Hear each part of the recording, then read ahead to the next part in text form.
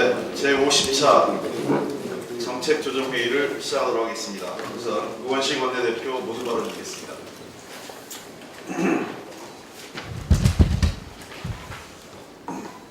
국민의 삶을 위해 여야가 상생하는 지혜가 필요합니다. 어제 통계청의 고용동향 발표에 따르면 청년들의 체감 실업률이 무려 23.4%라고 합니다. 법정 인원을 채우지 못하는 집배원, 소방관, 사회복지 공무원들의 과로와 경부로 쓰러져 가고 있는데 청년들은 일자리가 없어 절망하고 있는 이 현실을 바꾸자, 그것이 바로 이번 추경의 의미입니다. 그러나 민생의 시계는 초조하게 흘러가는데 우리 국회의 시계만 느리게 흘러가고 있는 것 같습니다. 절박한 민생을 살리기 위한 금쪽 같은 시간을 안타깝게 흘려보내고 있다고 생각하면 참으로 국민에게 송구하고 무거운 마음을 정말 가눌 수가 없습니다. 저는 어제 그제 줄곧 국회 정상화를 이끌어내기 위해 동분서주했습니다. 그 시간은 대통령께서 고유한 인사권 행사를 미뤄가면서 국회 정상화를 바라는 마음, 절망하는 국민들이 더 이상 만시지탄의 후회가 없도록 추경 처리를 바라는 심정으로 장관 임명까지 조금 뒤로 하고 부여받은 시간이었습니다. 추경과 정부조직법, 인사가 서로 엮일 수 없음에도 이를 걸고 넘어진 야당이 야속하지만 정쟁에 휘말리지 않고 국민이 겪는 삶의 고통, 인생의 아픔만 생각하자는 심정으로 정쟁 중단을 선언하자고 했습니다. 그러나 정쟁 중단은 이루어지지 않아 참으로 아쉽습니다. 그래도 어려움에 처한 민생을 살리고자 하는 간절한 마음이 야당에게 전달될 것이라는 희망으로 국회 정상화를 위해 각 당 원내대표를 만나 허심탄회하게 이야기했습니다. 다시 한번 야3당에 거듭 간곡히 호소합니다. 어느 일방이 상처 입고 쓰러지는 제로섬 게임이 아니라 여야가 모두 사는 상생의 지혜를 국민에게 보입시다. 마침 이해운 대표께서 노무현 대통령의 묘소를 찾아 진보와 보수가 함께 상생하는 대한민국을 만들겠다고 다짐하셨는데 국회 정상화로 그 다짐을 실천해 주시기를 다시 한번 부탁드립니다. 국민이 있고 국회가 있는 것입니다. 민생보다 더 시급하고 중요한 일은 없습니다. 성경에 가이사의 것은 가이사에게, 하나님의 것은 하나님에게 라는 구절이 있습니다. 검찰의 것은 검찰의 것은 검찰의 것으로 돌리고 국회의 것은 국회가 책임지기 위해 불필요한 모든 정쟁을 중단하고 여야가 함께 머리를 맞대고 함께 협력할 것을 다시 한번 호소드립니다. 민생 문제가 더 이상 손을 쓸 수 없는 지경까지 악화되지 않도록, 또한 정부가 제대로 일할 수 있도록 추경과 정부조직법 협상에 임해줄 것을 요청드립니다. 우리 여야는 국회의 존재 이유를 국민들에게 증명해야 할 의무가 있습니다. 국민들을 걱정해야 할 국회가 오히려 국민들의 걱정거리가 되지 않도록 해야 합니다. 오늘이 마지막이라는 각오로 국회 정상화를 위해 남은 시간 최선을 다해서 뛰겠습니다.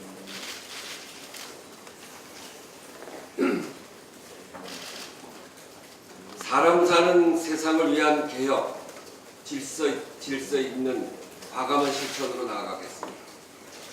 문재인 대통령이 인천공항공사를 방문해 비정규직 제로 시대를 선언함으로써 이제껏 예산과 비용으로 분류되던 사람이 비로소 국가의 존재 이유임을 당당하게 다시 세웠습니다.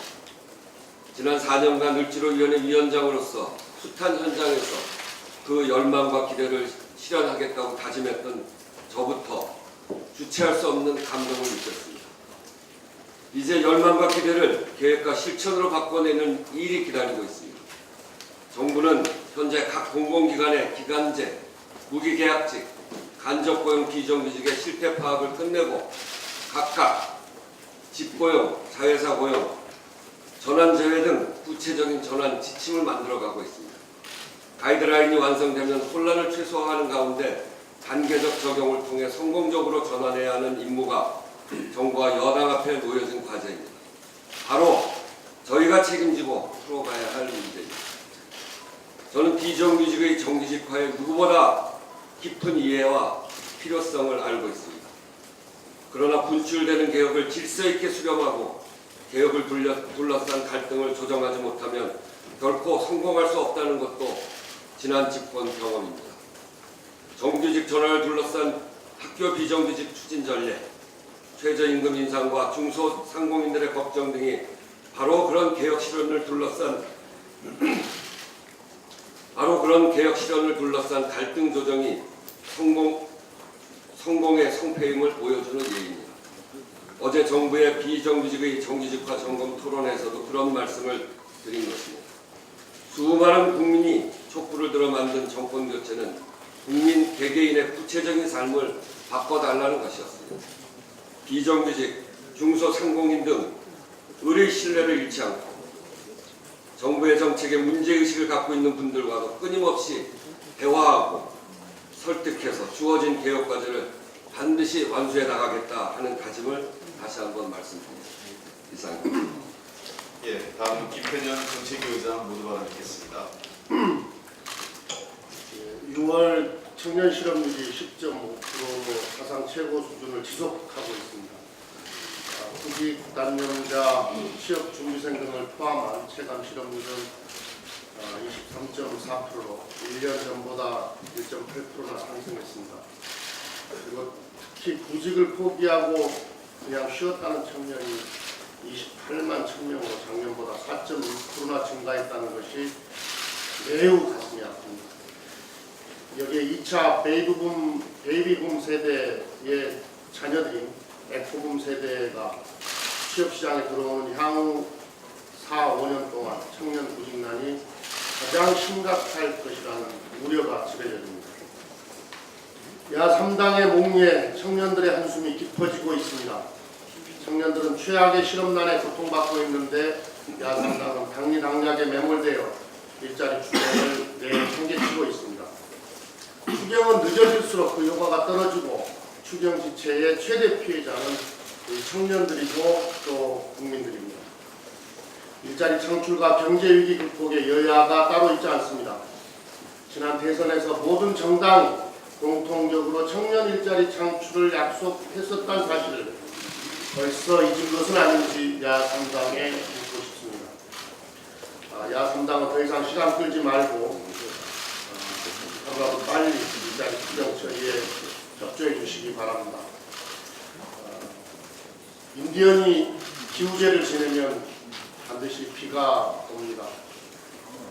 비가 올 때까지 간절한 마음으로 기우제를 지내기 때문에 더불어민주당은 이 민생 일자리 추경이 통과될 수 있도록 그런 간절한 마음으로 오늘 하루도 노력하겠습니다. 국정원이 적폐청산 TF를 발족하고 정치중립 위반 논란을 일으킨 13개 사건에 대해 재조사를 하겠다고 밝혔습니다. 국정원 댓글 사건을 비롯해 NLL 남북 정상회담 회의록 공개, 서울시 공무원 간첩 조작 사건, 최순실 국정농단 비선보고 의혹, 문학의 블랙리스트, 최동욱 전 검찰총장 뒷조사 등 대부분 정치적으로 큰 논란을 빚었던 사건들이 포함됐습니다. 아직도 우리 국민들은 이 문제가 말끔하게 정리됐다 이렇게 생각하고 있지 않습니다. 탈정치로 나아가기 위한 고강도 자정노력 의지와 용기에 박수를 보냅니다. 특히 정권이 아닌 나라와 국민의 정보기관으로 거듭나는 계기가 되어야 합니다. 그런데 이런 국정원의 용기를 색안경을 끼고 바라보는 사람들이 있습니다. 자유한국당 홍준표 대표는 적폐청산 TF를 일컬어 문재인 정부의 권력 일탈, 과거 사건을 조작하려는 의도라고 비판하며 어처구니 없다고 했습니다. 재조사를 하겠다는 13개 사건은 모두 이명박 박근혜 정권 9년 동안 일어난 사건들이고 민주주의를 후퇴시킨 사건들입니다. 스스로 반성하고 성찰해야 합니다. 캥기는 게 없다면 이런 진실을 밝히는 조치에 대해 적극 격려해 주는 게 맞다 이렇게 생각합니다. 감사원이 면세점 선정 비리와 관련해 감사 결과를 발표했습니다. 박근혜 전 대통령의 지시로 면세점 추가 발굴이 추진됐고 이 과정에서 청와대 경제수석, 기획재정부, 관세청이 동원됐다는 사실이 확인됐습니다. 정권이 특정 재벌의 이익을 위해 공모한 것으로 정경유착의 대표적인 사례로 남을 것입니다. 이번 감사원 감사를 통해 고발 조치된 건 외에도 국정감사의 자료를 파기하고 제출을 거부한 전현직 청장들에게는 국회에서의 증언 감정 등에 관한 법률에 따라 고발 조치할 것입니다. 이번 감사원 감사로 모든 의혹이 해소된 것은 아닙니다. 실무를 담당했던 공무원들이 왜 그런 조작을 했는지에 대해 제대로 확인되지 않은 상태로 결국 실무 직원만 잘라내는 꼬리 자르기 감사가 되고 말았습니다. 재벌 기업들과의 공모 여부 등에 대해 철저한 검찰 수사와 진상조사가 있어야 합니다. 그 결과에 따라 수혜를 받은 기업들에게도 귀책 사유가 드러난다면 관세법에 따라 특허를 취소해야 할 것입니다. 아울러 이번 사건을 정경유착, 우리 사회의 고질적인 적폐청산의 계기로 삼아야 할 것입니다. 오늘 이야기는 안 하려고 했는데 간단하게 한 말씀 드려야 될 것 같습니다. 국민의당이 증거 조작 사건에 대해서 정치공작으로 이렇게 운운하면서 특검을 추진하겠다고 합니다. 참 뜬금없는 소리입니다.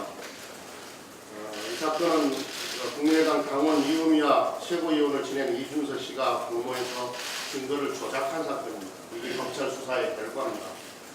그리고 국민의당의 선대위 공식 조직이 대대적으로 이 허위 사실을 증거 조작 사건을 발표한 사건입니다. 저는 이 사건과 관련해서 추미애 대표와 함께 무고죄로 고발을 당한 당사자입니다.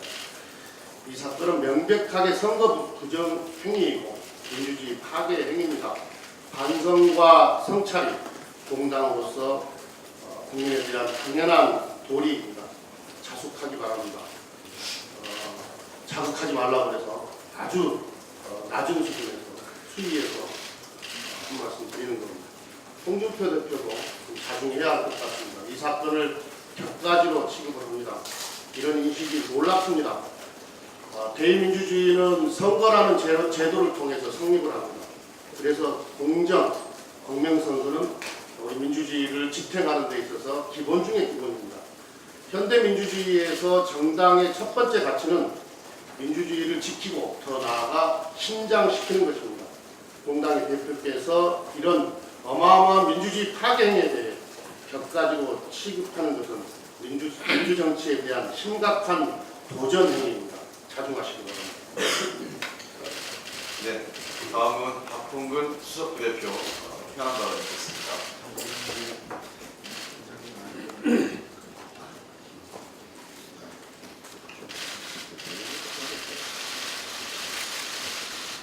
예, 오늘 우리 더불어민주당 원내 지도부는 절박한 기도의 심정으로 하루를 맞았습니다. 그동안 여소야대 그리고 다당 체제에서 불가피한 고차 방정식을 여야가 함께 풀어왔고 이제 그 막바지에 이르렀습니다. 어찌 보면은 정답보다는 해답을 찾는 과정이었습니다. 조금씩 서로가 양보하며 공통 분모를 찾자고 진심으로 호소해 왔습니다. 국민은 폭염 때문에 힘든데 그동안 야당은 냉각기를 갖자고 해왔습니다. 하지만 냉각기가 들어져서 여의도 빙하기를 맞이하는 사태만큼은 막아야 합니다. 빙하기는 빙하에 정하지 못한 모든 생명이 살아남지 못했다는 사실을 똑똑히 알아야 합니다. 이제 검찰 수사와 재판은 수사기관과 사법부에 맡기고 장관 인사는 인사권자인 대통령의 재량에 맡기고 국회는 국민이 부여한 본연의 임무를 수행하기 위해서 통 큰 결단으로 전국 정상화에 오늘 함께 나서주실 것을 마지막으로 호소드립니다. KBS 라디오 프로그램에 출연하기로 했던 한한상 전 부총리가 녹음 당일 돌연 취소 통보를 받았었습니다. 한국정리의 해고록 대담 프로그램을 위해서 사전에 제작진하고 모든 준비까지 마치는 상황이었는데 결국 담당 국장이 이 해고록에 문재인 대통령을 옹호하는 내용이 있어서 정치적 오해를 살 수 있다면서 제작 취소를 내렸다고 합니다. 이 같은 이제 사실이 알려지면서 KBS는 그 담당 국장을 직위 해제하고 한 부총리께 사과를 했다고 이렇게 해명을 합니다. KBS가 막 칼럼니스트 황교익 씨를 비롯해서 성대인 경제연구소장, 방송인 김미아, 김재동, 또 가수 윤도현, 또 정관영 진행자 이런 분들의 이제 출연을 막거나 강제로 하차시켰다라는 그런 블랙리스트 논란은 이미 오래전부터 제기해 왔습니다. 이런 일이 빈번하게 발생하는 것은 단순히 개별 담당자들의 일탈 때문이 아니라 표현의 자유라는 헌법상 권리를 도외시하는 KBS의 구조적 문제라고 보는 것이 타당합니다. 표현의 자유를 수호하고 공익을 앞세워야 될 공영방송 KBS가 특정 성향을 지녔다는 이유만으로 누군가의 출연을 막는 것은 있을 수 없습니다. 이제라도 KBS는 블랙리스트 의혹에 대한 진상을 명명백백히 밝혀내고 더 이상의 논란이 반복하지 않도록 해야 되겠습니다. 감사합니다. 네, 자, 다음은 이계호 사정적위원장 받아뵙겠습니다. 네, 이계호입니다. 지난 7일 제49차 정조위원회에서 광주 전남 지역의 가장 뜨거운 현안이 되고 있는 산업은행의 금호타이어 중국 매각 추진에 대한 심각한 문제점을 말씀을 드렸습니다. 그러나 그 이후에 사정이 더욱 악화되고 있습니다. 산업은행은 문제 해결은커녕 중국 업체인 더블스타일 금호타이어를 통째로 넘겨주기 위해서 온갖 특혜를 주면서까지 매각을 위해 더욱 박차를 가하고 있는 것입니다. 5,000명에 달하는 근로자들의 고용 불안, 그리고 방위산업체 기술의 억티 우려, 지역경제에 대한 악영향 등이 충분히 예상이 됩니다만 광주 전남 지역민들이 나서서 또 개선 대책을 호소를 하고 있는데도 불구하고 산업은행은 광주 전남 지역민들을 향한 갑질을 계속하고 있습니다. 중국 업체에 꼭 팔아야 넘겨야 할 무슨 말 못할 사정이 있는 것은 아닌지 참으로 의심하지 않을 수 없습니다. 특히 지난해 산업은행은 금호타이어 경영 평가를 하면서 객관적 공시 실적이 아닌 외부 평가기관을 동원을 해서 업지 정성평가를 통해 했습니다. 업지 정성평가를 통해서 등급을 D등급으로 낮추고 확정을 했던 그 저희 참으로 의심하지 않을 수 없습니다. 이는 최근에 불거진 관세청의 면세점 허가 점수 조작 사건과 다를 바 없다고 생각합니다. 심지어는 중국 매각을 반대하는 본 의원의 발언에 대해서 언론 기사가 났습니다만 그 기사에 대해 정체불명 댓글 부대까지 동원된 것은 아닌가 하는 의심을 저는 갖고 있습니다. 산업은행의 행태는 소위 공장 매각 이렇게 말할 수밖에 없습니다. 사정이 이러하기 때문에 지역사회의 우려와 분노는 들불처럼 번지고 있습니다. 보시는 사진은 금호타이어가 소재되어 있는 광산구청장이 1인 시위를 하고 있는 모습입니다. 그 옆에는 금호타이어 노조원들이 또 함께 1인 시위에 참여해서 고용 없는 매각에 대한, 고용 보장이 없는 매각에 대한 반대를 하고 있는 것입니다. 지역사회가 함께 우려하고 있는 것은 5,000명의 근로자뿐만 아니라 협력업체와 그리고 대기점 종사자까지 무려 수만 명의 생존권과 직결되는 문제이기 때문입니다. 다시 한번 산업은행의 소위 공장 매각 중단을 강력히 촉구를 하면서 금호타이어 매각에 대해 다음과 같이 촉구합니다. 첫째, 단일 해외업체에 대한 매각 협상을 전면 중단하고 그렇게 해주기를 광주 전남 지역민의 이름으로 분명하게 요구합니다. 둘째, 지역경제 파장과 노동자에 대한 고용 보장 대책을 먼저 마련한 후 대책을 추진하기를 촉구합니다. 셋째, 새로운 국내 업체 인수자 물색과 함께 해외 업체의 참여는 국내 업체와의 컨소시엄 구성을 통해서 하도록 새로운 매각 방법을 제시해 주길 강력히 요구합니다. 이상입니다. 네, 다음은 유은혜 교육정책위원장 현안 발언드리겠습니다. 네, 어제 서울시 교육청이 숭이초등학교 학교폭력 특별감사 결과를 발표했습니다. 학교가 나서서 재벌 봐주기식으로 사건을 은폐하고 축소했다는 의혹이 사실로 드러났습니다. 모든 아이들이 평등해야 할 교육 현장에서 원칙과 상식이 무너지고 법을 초월하는 특권이 존재한다는 것은 있을 수 없는 일입니다. 어제 그 교육청 결과를 보면 숭이초등학교는 애초부터 학교폭력대책자치위원회 구성을 엉터리로 했고 피해 학생 어머니가 가해 학생으로 지목한 재벌 손자는 학폭위의 심의 대상에서조차 빠져 있었습니다. 조사 결과 추가로 발견된 재벌 손자가 연루된 또 다른 학교폭력 사안은 지금까지 학폭위에서 심의조차 이루어지지 않고 있습니다. 또한 사건 당시의 상황을 잘 드러내고 있는 초기의 진술서 18장 가운데 6장은 어디론가 증발했고 학교폭력 예방 및 대책에 관한 법 제21조 비밀누설 금지 조항에 따라서 비밀로 유지되어야 할 학생들의 진술 내용이 포함된 학생 확인서와 학폭위의 회의록은 재벌 손자 학부모의 이메일과 휴대전화에 고스란히 전달된 사실이 확인되었습니다. 서울시교육청은 학교 측의 책임을 물어서 교장과 교사의 해임과 정직과 같은 중징계 처분을 법인에 요구하겠다고 밝혔습니다.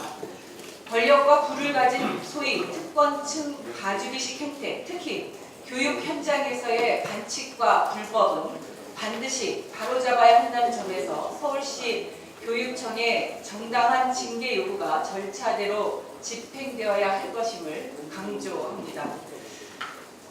숭이초등학교뿐만 아니라 최근에 폭언과 도가 넘은 훈육으로 학생 인권 유린이 논란이 된 울산의 우신고등학교 사건, 그리고 체육교사의 여학생 성추행으로 감사가 진행 중인 부안여고와 같은 사립학교의 비위 사건이 끊이지 않고 있고, 이 근저에는 사립학교법상 현재 학교 법인이 교육청의 징계 요구 등을 받아들이지 않을 경우 손쓸 방법이 없다는 것입니다. 따라서 이제 사학에 대한 국가의 실질적인 감독 기능이 회복될 수 있도록 교육청과 교육부 등 관계기관과 협력을 통해서 사립학교법 개정을 적극적으로 검토해 나갈 것임을 말씀드립니다. 다시 한번 숭이초등학교 사건이 정확하게 진실 규명이 될 수 있도록 앞으로 남은 수사기관의 수사가 공정하고 철저하게 이루어지기를 당부드립니다.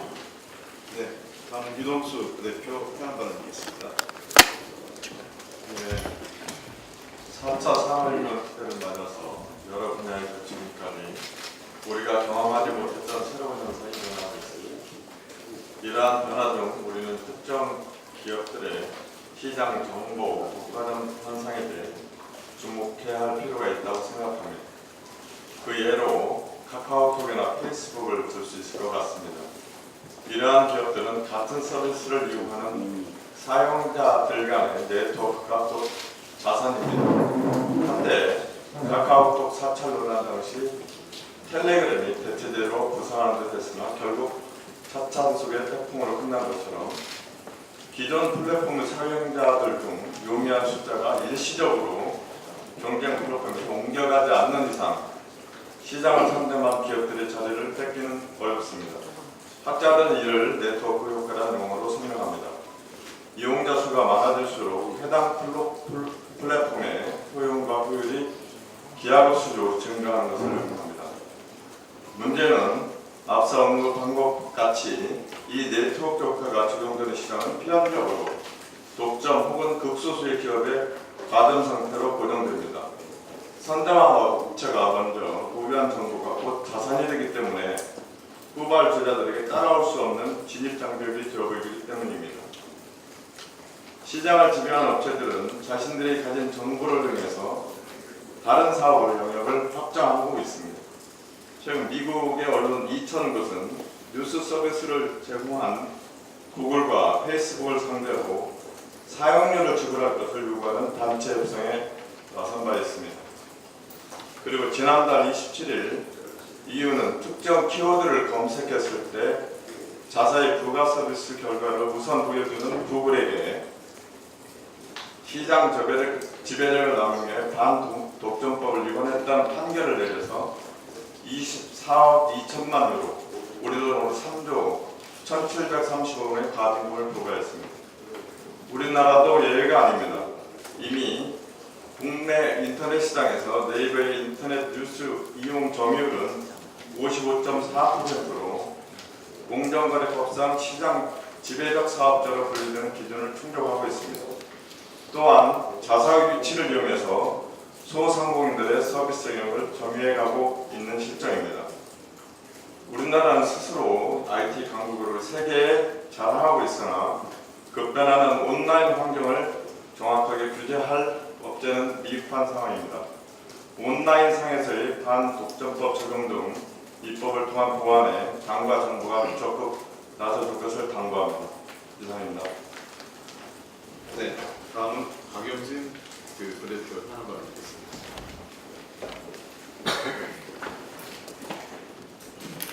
예, 앞서 김태년 정책위원장님께서 언급을 하셨습니다만 관세청 면세점 선정과 관련해서 한 말씀 드리겠습니다. 감사원의 발표 내용을 보면 기가 막힐 따름입니다. 2015년 당시에 면세점 심사를 둘러싸고 설마 했던 것들이 다 사실로 드러나고 있기 때문에 그렇습니다. 적폐도 이런 적폐가 없고 갑질도 이런 갑질이 없는 겁니다. 정경유착의 추악한 모습을 확인한 국민들이 분노하는 것은 너무나 당연합니다. 저 역시 관련자들을 엄중 처벌하고 단호한 인사조치가 필요하다고 생각합니다. 동시에 이런 비리가 가능했던 근본적 원인으로 지목되는 면세점 규제에 대한 발상 전환을 정부 당국에게 강력하게 촉구해 봅니다. 일본의 사후 면세점 정책 고려해 볼 만하다고 생각합니다. 일본과 같이 국내에서도 즉시 면세를 제공하는 미니 면세점을 활성화시켜서 소상공인들에게 그 혜택이 돌아갈 수 있도록 해야 할 것입니다. 또 홍콩과 싱가포르처럼 시내 면세점 등록제를 채택해서 사업자들끼리 경쟁하고 시장 활성화를 이끌어내는 것도 좋은 방안입니다. 지금과 같이 말 잘 듣는 재벌 대기업 특혜 위주의 면세점 선정 방식이 아니라 중소기업, 더 나아가서 소상공인들에게까지도 면세점 사업에 참여할 수 있도록 하는 것이 맞습니다. 이제 면세점 사업은 특혜와 정경유착으로 범벅이 된 재벌 대기업의 황금알을 낳는 거위 정책에서 국민 경제에 영향을 골고루 공급하는 신선한 달걀을 낳는 암탉 정책으로 과감하게 전환이 필요하다고 봅니다. 한 말씀 더 드릴 게 있는데요. 이제는 먼 옛날 얘기가 된 것처럼 느껴지는 청년희망펀드 다들 기억하실 겁니다. 현재 청년희망펀드에는 1,462억 원이라고 하는 거액의 돈이 모여 있습니다. 재단은 이 기금으로 청년 일자리 창출과 관련해 다양한 사업을 벌이고 있다 이렇게 홍보를 하고 있지만 실상 들여다보면 그렇지 않습니다. 작년에 45,900여 명이 청년 취업 지원 서비스를 제공받았습니다만 그 중에 약 1,170명, 2.5%만 취업을 했고요. 해외 취업에 성공한 청년이 59명입니다. 그런데 여기에 쏟아부은 돈이 23억 4천만 원입니다. 청년들이 해외 취업을 돕는데 1인당 4천만 원을 썼는데 고액을 썼음에도 불구하고 다수가 비정규직이라는 사실도 입맛이 씁쓸합니다. 또 기금은 운영이 중요한 건데요. 현재 1,462억 원이 모두 예금으로 구성이 되어 있고 수익은 이자 수익이 전부입니다. 그럼에도 은행들에게는 신탁 수수료를 꼬박꼬박 내고 있는데 작년에만 은행에 낸 수수료가 8,400만 원입니다. 더 이상한 것은 신탁인으로 지정되어 있는 국무조정실 고용정책과장이 지금 청년 일자리 업무와는 전혀 관계가 없는 신고리 569 공론화 TF에 파견돼 있습니다. 사실상 청년희망펀드가 아무런 활동도 역할도 하지 않는다는 것을 반증하고 있는 겁니다. 물론 이전 정부가 만들긴 했습니다만, 그리고 대기업 8비트로 만든 기금입니다만 운영 부실을 방치해서는 안 된다고 봅니다. 청년 일자리 창출을 가장 큰 과제로 삼고 있는 문재인 정부에서 있는 것은 있는 대로 활용하고 없는 것은 새로 만들어서라도 범정부적인 총력을 기울여야 하지 않겠느냐 이런 생각을 해봅니다. 대통령 직속 일자리위원회와 연계하거나 국무조정실에서 관심을 갖고 주도적으로 추진해 줄 것을 검토해 주시길 부탁드립니다. 이상입니다.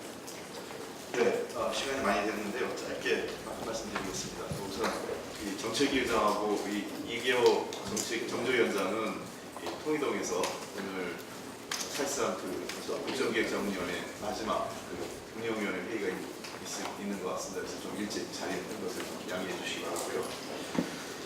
미국 측에서 오늘 신문에다 발표된 것처럼 미국이 한미 FTA 개정 협상을 공식적으로 요구했습니다. 미국 USTR이 트럼프 대통령 지시에 따라 한미 FTA와 관련된 특별 공동위원회 개최를 요구한다고 우리 정부에게 공식적으로 보고했습니다. 미국에서 최근에 보호무역주의와 자신들의 이 국내 실업 문제를 해결하기 위해서 여러 국가 한미 FTA를 포함해서 나프타 또 기타 국가들과의 자유무역 또는 자유무역 협정과 관련돼서 매우 공세적인 입장을 취하고 있는 것으로 알고 있습니다. 한 가지 말씀드리면 자유무역에 따른 피해가 대안이 보호무역이 될 수는 없다는 것입니다. 과거 19세기 말 식민지 제국주의 국가들의 식민지 정책이 자본가는 물론이고 노동자들 제국주의 본국의 국가들의 모든 이익을 증가시켰다면 세계화는 또 신자유주의는 소위 얘기해서 모든 국가의 10%의 상위 10%의 세계화의 특혜가 돌아왔다고 볼 수 있겠는데요. 이런 자유무역의 폐해는 각국의 양극화 해소를 위한 사회정책을 극복해야 된다고 생각합니다. 최근 미국의 통상기조가 매우 우려됩니다. 미국 우선주의, 그 다음에 공정무역의 바탕을 둔 무역적자 해소를 위해서 매우 공세적으로 미국 트럼프 정부가 행동을 하고 있고, 특히 통상법 232조에 근거해서 이 세이프가드 발동까지도 좀 검토 중에 있는데, 이것은 매우 낡은 1980년대 당시의 무역규범입니다. 더 이상 이것을 사용해서도 안 되고 시대, 국제 자유무역 시대에 맞지도 않는 룰을 미국이 가져온다는 것은 적절치 않습니다.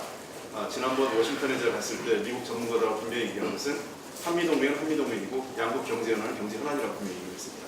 우리도 당당하게 미국에게 이 한미 자유무역 협정에 대한 부당함을 지적하고 얘기를 해야 될 것 같습니다. 미국이 지금 일방적으로 자신들의 상품 무역 수지 적자, 이게 무역 시작하기 전에 132억 불의 무역 적자에서 지난 2016년에 276억 불의 무역 수지, 상품 무역 수지 적자를 봤다고 지적을 하는데, 반대로 우리는 서비스 수지에 있어서 2011년에 69억 불의 무역 수지에서 2016년에 107억 불의 무역 수지 적자를 우리가 보고 있습니다. 즉 상품 무역 수지에서 우리가 이득을 보고 있다면 미국은 명백하게 서비스 무역 수지에서 흑자폭을 계속 늘리고 있는 것입니다. 그 얘기는 양국 간의 FTA가 전체적으로 무역 규모 총량을 증가했고 호혜적이었다는 것을 입증하는 것이고요. 심지어 미국 국제무역위원회 보고에 따르면 USTRC입니다. 2015년 기준으로 해서 우리나라의 무역 적자가 233억 불이었는데 한미 FTA가 없었다면 440억 달러에 이뤘을 것이라는 스스로의 분석 보고서도 있습니다. 즉 한미 FTA 때문에 상품 무역 수지 적자가 훨씬 줄어들었다는 미국 내 스스로의 자체 보고서도 있는 것입니다. 일방적인 강대국 위주의 이 밀어붙이기식 무역 FTA 개정 요구는 올바르지 않다고 생각합니다. 미국의 개정 협상 요구는 당연한 권리입니다. 한미 FTA 규정에 따른 당연한 권리이기 때문에 이 규정대로 하겠습니다만, 규정에 따라서, 그 다음에 WTO 룰에 따라서 공정하고 사실에 기초한 양국 간의 한미 FTA 개정 협상이 이루어지길 바랍니다. 우리도 서비스 무역 수지 적자 증가에 따른 부당함을 미국에게 얘기하고 관련된 개선 조치를 당당히 요구해야 됩니다. 관련돼서 야당의 협조가 매우 절실합니다. 이미 앞서 그 추경과 관련돼서 실업 문제 굉장히 많이 지적을 하셨지만 정부조직법이 빨리 개선돼야 이 통상 문제를 총괄할 수 있는 이 우리 정부의 자리가 직책이 우리가 확정될 수 있습니다. 이게 직책이 확정되지 않으면 지금 30일 이내에 이 답을 우리가 해야 되는데 이 답을 지금 이 담당할 책임자를 지금 정부조직법 때문에 임명하지 못하고 있습니다. 야당의 협조를 요구합니다. 말에는 말로 대응하시고 행동에 행동으로 대응하는 게 우리 정치권의 룰입니다. 말에 대해서 행동으로 대응하는 것은 적절치 않습니다. 근데 저 빠졌어요. 그래서 1분만. 예. 이성건 예, 위성건 부대표입니다. 예, 태국에서는 달걀이, 스페인에서는 병아리가 수입되고 있습니다. 그럼에도 불구하고 달걀값은 고공행진을 하고 있습니다. 이는 방역 정책이 실패했다는 것입니다. 조류 인플루엔자로 인해서 2004년부터 2015년까지 4,409억 원의 예산을 투입했습니다. 2016년 11월 16일 발생한 AI로 3,487만 수의 가금류가 살처분되었고 이에 따른 정부 예산의 투입이 3,624억 원에 이릅니다. 현재까지도 AI는 진행 중에 있습니다. AII 등 가축 전염병을 예방하고 발생 시의 신속한 방역을 위해서는 기존에 만들어 놓은 매뉴얼에 대한 실천이 매우 중요합니다. 정부는 가축 전염병 발생 시마다 새로운 방역 매뉴얼을 내놓고 있습니다. 그러나 방역 현장에서는 매뉴얼이 제대로 실천되지 못하고 있습니다. 축산농가의 현실을 감안하지 않은 탁산 공론의 대책이 만들어낸 결과입니다. 더 이상 이와 같은 가오가 반복돼서는 안 되겠습니다. 현장에 기반한 법과 제도의 개선 그리고 매뉴얼의 실효성을 높이는 노력이 함께 이루어져야 합니다. 이를 위해서는 강력한 중앙의 전문 컨트롤 타워를 구축해야 합니다. 미국, 일본, 영국, 독일, 프랑스 등 국가가 중앙부처 내 국단위에서 방역 업무를 총괄하고 신속하고 강력한 방역 정책의 업무를 수행하고 있습니다. 그렇지만 우리나라는 농림축산식품부 축산정책국에서 축산산업진흥정책과 방역 업무를 함께 담당하고 있습니다. 방역의 한계가 있을 수밖에 없는 잘못된 구조입니다. 지난 대통령 선거에서 문재인 대통령께서는 축산진흥정책과 수의 방역 업무를 엄격히 분리하겠다고 공약하신 바 있습니다. 가축 전염병에 효과적으로 대처하겠다는 대통령의 의지가 표현된 것입니다. 그럼에도 불구하고 현재 당국의 논의는 수의 검역관을 실시하는 것을 검토하는 것으로 알고 있습니다. 저는 AI와 구제역 등 방역 업무를 총괄하는 전담할 수의 방역국을 신속하게 추천해 줄 것을 기획재정부 등 정부 당국에 간곡히 요청드립니다.